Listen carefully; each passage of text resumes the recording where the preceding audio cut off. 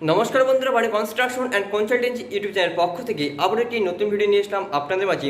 আজকের এই ভিডিওতে কথা বলবো বন্ধুরা ওয়াটার সিমেন্ট রেশিও, অর্থাৎ এক ব্যাগ সিমেন্টের মধ্যে কত কেজি জল মিক্স করবেন বা ব্যবহার করবেন for different type grade of concrete, অর্থাৎ আলাদা আলাদা কংক্রিটের গ্রেড এর ক্ষেত্রে আপনারা যখন বাড়ি তৈরি করছেন তখন এই বিষয়টি লক্ষ্য করবেন যে কন্ট্রাক্টর এবং মিস্ত্রিরা কিন্তু তারা এই বিষয়টি এড়িয়ে যাচ্ছে, কারণ তারা জানে না যে এক ব্যাগ সিমেন্টের মধ্যে কত কেজি জল মিক্স করবে বা ব্যবহার করবে। লক্ষ্য করবেন তারা যখন মশলা মিক্স করে তখন কি করছে, তখন সেই মর্টার বা আপনারা যেটাকে মশলা বলে থাকেন সেটার মধ্যে কিন্তু তারা ইচ্ছা মতো জল ঢেলে দিচ্ছে এবং সেই জল ঢেলে তারা মিক্স করছে এবং দইয়ের মতো থলথলে মশলা মিক্স করছে তাদের কাজের সুবিধার জন্য। তাদের অতিরিক্ত জল দেওয়ার মূল কারণই হচ্ছে বন্ধুরা ভালো ফিনিশিং আসা। তারা যখন কোলাম, বিম এবং স্ল্যাব এবং বাড়ির ভিত ঢালছে তখন তারা মশলার মধ্যে অতিরিক্ত জল দিচ্ছে, কারণ যাতে পরবর্তীতে হানিকাম না আসে। আপনারা যেমন ছবি দেখতে পাচ্ছেন এরকম যাতে হানিকাম না আসে এবং ফিনিশিং যাতে ভালো আসে। তারা জানে না বন্ধুরা এই অতিরিক্ত জলের ফলে কংক্রিটের কতটা ক্ষতিগ্রস্ত হয়ে পড়ছে বা কংক্রিটে 12টা বাজিয়ে যাচ্ছে। অতিরিক্ত জল দেওয়ার ফলে কংক্রিটের যে ক্যারেক্টারিস্টিক কম্প্রেসিভ স্ট্রেংথ সেটি কিন্তু নষ্ট হচ্ছে এবং কংক্রিটের 12টা বাজিয়ে দিচ্ছে। এর ফলে যে কংক্রিটটি 60 বছর টিকে থাকার কথা সেই কংক্রিটটি কিন্তু বন্ধুরা 30 বছরের মধ্যে ঢ্যাপঢ্যাপে হয়ে যাচ্ছে, যেমনটা আপনারা ছবিতে দেখতে পাচ্ছেন এরকম করে খুলে খুলে যাচ্ছে। তাই বারবার বলে বন্ধুরা একটি বাড়ি বানানোর পূর্বে একজন ইঞ্জিনিয়ারের পরামর্শ নিয়ে বাড়ি তৈরি করুন একটি সঠিক নির্ভুল বাড়ি তৈরি করার জন্য। একজন মিস্ত্রির সাথে কখনোই সমস্ত দায়িত্ব বাড়ি চাপিয়ে দিবেন না, কারণ একজন মিস্ত্রি এই বিষয়গুলি বা এই টেকনিক্যাল বিষয়গুলি সম্বন্ধে জানে না, তাই তারা এই কাজগুলি করে থাকে। আপনি যদি এই বিষয়গুলি সম্বন্ধে সচেতন হন বা বাড়ি তৈরির পূর্বে যদি আপনি এই বিষয়গুলি সম্বন্ধে জেনে থাকেন তাহলে কিন্তু আপনার বাড়ির ক্ষেত্রে এই সমস্যা বা এই ভুলগুলি হবে না, আপনি নিজেই সেই ভুলগুলি শুধরে নিতে পারবেন। তো চলুন এখন বেশি সময় নষ্ট না করে মূল বিষয়ে ফিরে যাই। তার আগে বন্ধুরা আমাদের এই চ্যানেলে নতুন হয়ে থাকলে অবশ্যই আমাদের এই চ্যানেল সাবস্ক্রাইব করুন, কারণ বাড়ি বানানোর ক্ষেত্রে একমাত্র সঠিক পরামর্শ দিয়ে থাকি বাংলার এই channel Bhanu construction and consultancy. তাই অতি অবশ্যই আমাদের এই চ্যানেলকে সাবস্ক্রাইব করুন পরবর্তী ভিডিওগুলো দেখার জন্য। আপনারা জানেন যে ডিফারেন্ট গ্রেড অফ কংক্রিট রয়েছে, অর্থাৎ কংক্রিটের বিভিন্ন গ্রেড রয়েছে N5, M7.5, M10, M15, M20 এবং M25।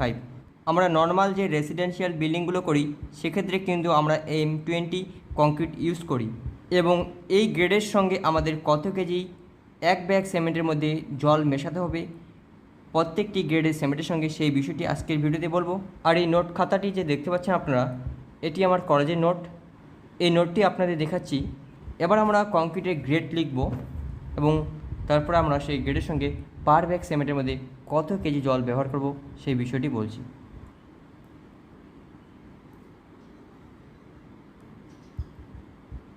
গ্রেড অফ কংক্রিট, আমরা প্রথমত কংক্রিটের গ্রেড লিখে নেব। M5, M7.5, M10, M15, M20, M25। বন্ধুরা আমরা M20 পর্যন্তই বলবো, M25 গ্রেড অফ কংক্রিট এটি বেশি ইউজ হয় না। এর পাশে আমরা লিখে নেব per bag cement in water mix. আপনারা জানেন এক bag cement is equal to 50 KG. M5 যে কংক্রিটটি রয়েছে সেই কংক্রিটটি বানানোর জন্য আমাদের 60 লিটার জল অর্থাৎ ওয়াটার ব্যবহার করতে হবে।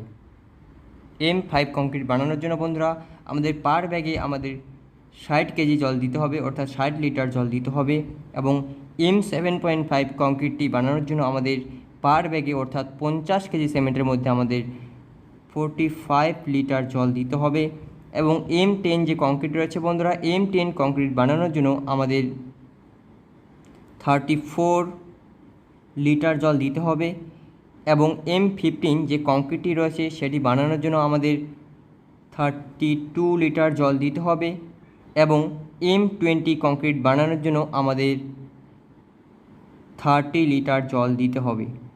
বন্ধুরা M20 যে কংক্রিটটি রয়েছে এই কংক্রিটটি নর্মাল রেসিডেন্সিয়াল বিল্ডিংয়ে ব্যবহার করা হয়। এই M20 কংক্রিটের যে গ্রেড রয়েছে সেটা হচ্ছে 1:1.5:3, অর্থাৎ আপনারা যদি 1 ব্যাগ সিমেন্ট ব্যবহার করেন সেক্ষেত্রে আপনারা 2 ব্যাগ বালি ব্যবহার করবেন এবং 3 ব্যাগ অ্যাগ্রিগেট অর্থাৎ পাথর ব্যবহার করবেন এবং এর সঙ্গে আপনারা জল মিক্সার করবেন 30 লিটার। এটা হবে আমাদের M20 গ্রেড অফ কংক্রিট। প্রত্যেকটি গ্রেড অফ কংক্রিটের ক্ষেত্রে বন্ধুরা এর আগের নোটটিতে আপনাদের যে দেখালাম সেটার মধ্যেই কিন্তু ছিল M5 কংক্রিট তৈরি করার জন্য সিমেন্ট বালি এবং অ্যাগ্রিগেট যে রেশিও ছিল সেই নোটটিতে কিন্তু ছিল বন্ধুরা, তাই এই নোটটির মধ্যে আমরা আর এগুলো লিখলাম না। তাহলে বুঝতে পারলেন বন্ধুরা যে M5 কংক্রিটটি বানানোর জন্য 60 লিটার জল দিতে হবে এবং M7.5 তার জন্য আমাদের 45 লিটার পার ব্যাগে আমাদের জল দিতে হবে এবং M10 বানানোর জন্য আমাদের 34 লিটার পার ব্যাগ অর্থাৎ 50 কেজি সিমেন্টের মধ্যে 34 লিটার জল দিতে হবে। M15 আমাদের যে কংক্রিট রয়েছে সেটি বানানোর জন্য আমাদের 32 লিটার জল দিতে হবে পার ব্যাগ।